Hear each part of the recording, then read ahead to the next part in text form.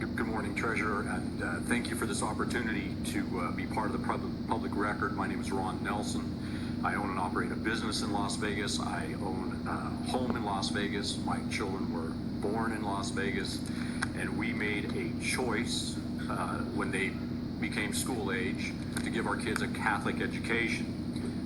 I like the public schools. I have contributed to the public schools. I will always, as a taxpayer, contribute to the public schools. The public schools are important. At the last workshop, the word disruption came up a lot, that this law was disruptive, and it was meant to be disruptive, and you have disrupted our school, you've disrupted our family, you've disrupted our neighbors. I'm glad that you gave me the opportunity to just vent. I'm here to vent, I guess. Every gathering we go to, we're talking about ESAs and SB 302, and what? Why? How?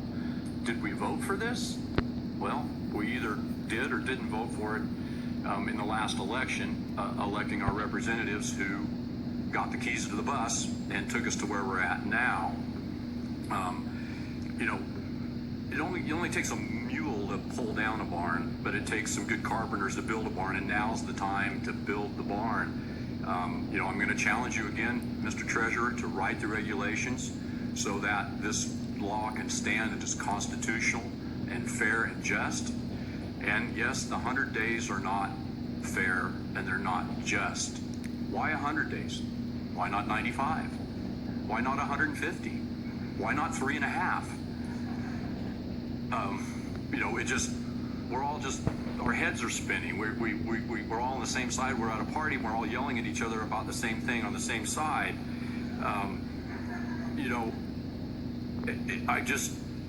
There's got to be a way. You've got the keys, Mr. Treasurer. You are writing the regulations, you and your staff. You can be fair and just and constitutional or not. You've opened the door a little bit with this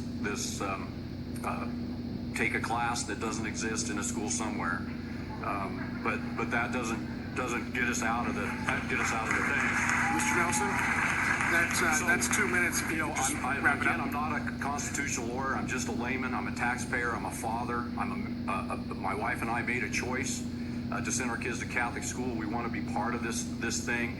And if I may, I don't know how close I'm getting to my 2 minutes, but I'm going to go ahead. Mr. Nelson, you've reached the 2 minutes. If I can get you to wrap it up. Go ahead and quote case law here. The test of whether a statute violates due process clause of the Fifth Amendment with this analogous standard of the Equal Protection Clause of the 14th Amendment is whether a statute manifests patently arbitrary classification, which is utterly lacking in rational justification. Thank you, Mr. Nelson. Time, sir. Mr. Nelson, let me just ask you a question. What would be if you had to make a recommendation to us? What would it be? You get one.